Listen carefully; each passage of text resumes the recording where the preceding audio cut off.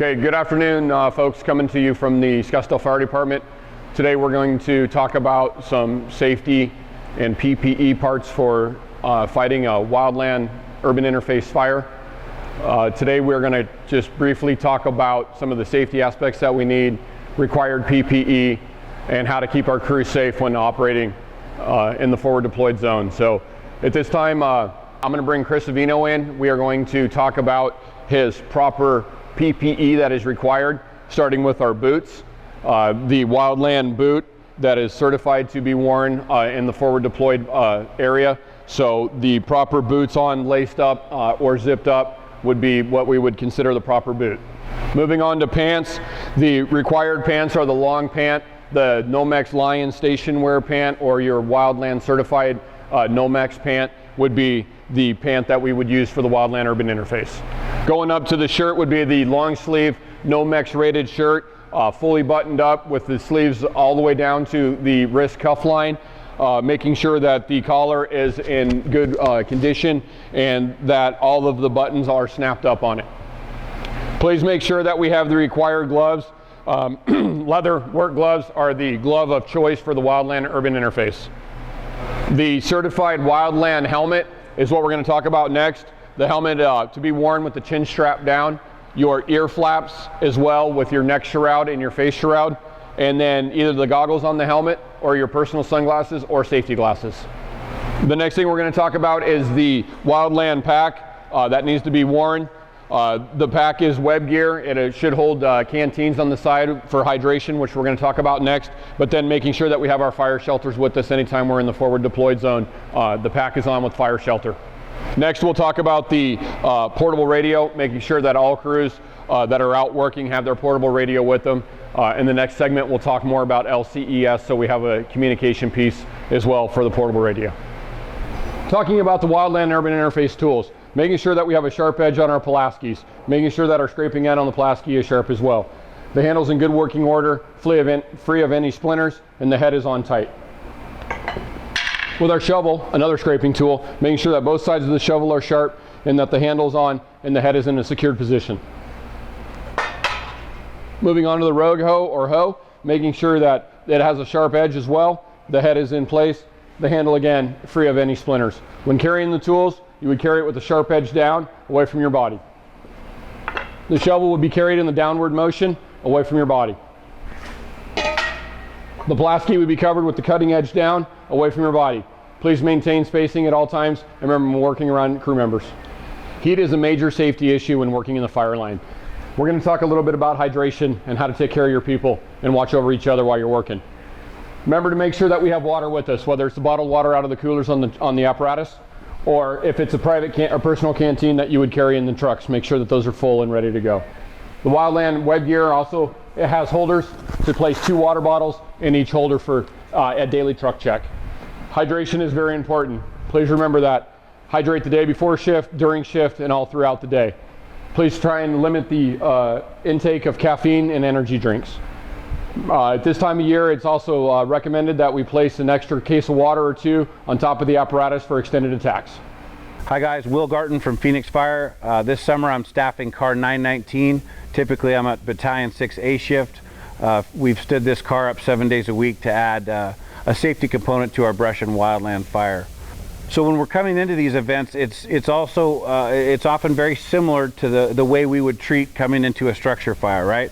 We're trying to take that kind of 10,000 foot view of what's going on and not focus on the task level and the work that's going on, but take that bigger view, read the fire, what's going on, and then assess our risk as far as where our crews are at and what they're doing. Some things that we need to keep in mind is that our crews are in the proper PPE, they're not overcommitted, and that the risk they're taking is for a reason. We also want to make sure that LCES is in place, lookout, communication, escape route, and safety zones, both at the company and the sector level. Where our crews sometimes get into trouble on these events is being overcommitted. I often explain the unburnt fuel between you and the fire is similar to being in the collapse zone, right? If we have unburnt fuel between us and the fire has a way of communicating with us, which is very similar to being in the collapse zone. So we need to make sure when we're engaging in these incidents that we're on an area that's already been burned, so good cold black, or an area that's devoid completely of fuel. If we keep that in mind, the fire has no way to communicate with us. And that you need to keep that in mind with weather changes and wind changes as well. Even if you think you're parked in a good spot, but there's still fuel on the ground, that wind can change and push the fire towards you. So we got to make sure we have that round trip ticket for our crews the same way we do in structure fire. When we're accessing these, we need to make sure that our trucks have a way to turn around as well. So if we can't identify a road and a place to turn around, we need to scout that area out and sometimes back trucks in so that we don't end up having to turn trucks around on a narrow road. That round trip ticket is important before we engage the fire. We have to have a way both in and out, and then make that known to the crews you're operating with. Some additional challenges that we face on these events are communications and accountability. First off, communications. Oftentimes we have state and federal partners coming in that are operating on other channels that are outside of our A deck. So communications is a huge piece, as we need to have communications with anyone working within our command system. That may mean as a safety officer, as a BC, as a FIT, you're managing multiple radios, right? You might have mutual aid, you might have a TAC channel from one of our state or federal partners, as well as our tactical channel on A deck. We also need to recognize that these are very large events sometimes, and operating them on one channel really gums up the radio. So when we can, we do face-to-face communication. We try and be short, sweet, and to the point, and get our message across. And if the radio is really busy, we really only want to hear very critical traffic, not task level stuff, because again, it clogs up that radio channel. Accountability is also another issue. So typically we'll assign a crew to, say, North Sector on a structure fire. They don't leave that sector for the most part. They're doing their work in that area. When we make sectors on these assignments, they often change as the way the fire changes. It moves. So if crews are kind of out chasing fire, there's a good chance that it's going to be more challenging to keep them accountable, figure out where they're at and who they're working under. So just know that and communicate with other sector bosses to make sure we have good accountability on our crews, so we know what they're doing and where they're at all times.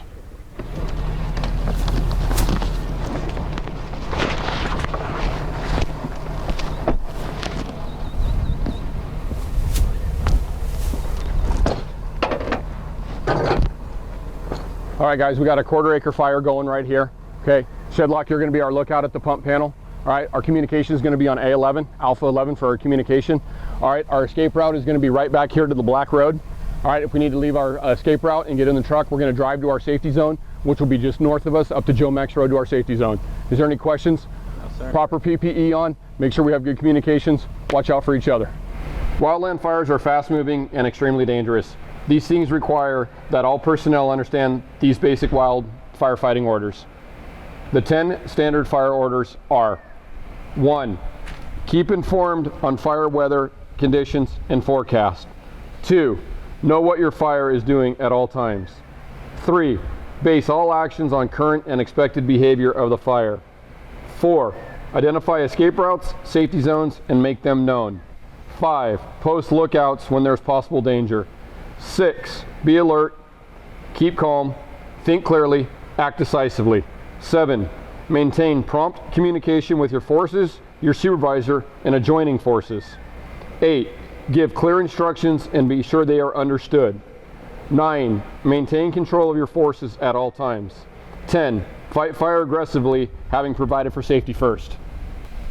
Several situations have been found to increase the chance of injuries or fatalities on wildland fires. The 18 watch-out situations are: 1. Fire not scouted or sized up. 2. In country not seen in daylight. 3. Safety zones and escape routes not identified. 4. Unfamiliar with weather and local factors influencing fire behavior. 5. Uninformed on strategy, tactics, and hazards. 6. Instructions and assignments not clear. 7. No communication link with crew members or your supervisor. 8. Constructing line without a safe anchor point. 9. building fire line downhill with fire below. 10, attempting a frontal assault on a fire. 11, unburned fuel between you and the fire. 12, cannot see main fire or not in contact with anyone who can. 13, you are on a hillside where rolling material can ignite fuel below. 14, weather is getting hotter and drier. 15, wind increases and or changes direction. 16, getting frequent spot fires across the line. 17, terrain and fuels make escape to safety zones difficult. And 18, taking a nap near the fire line.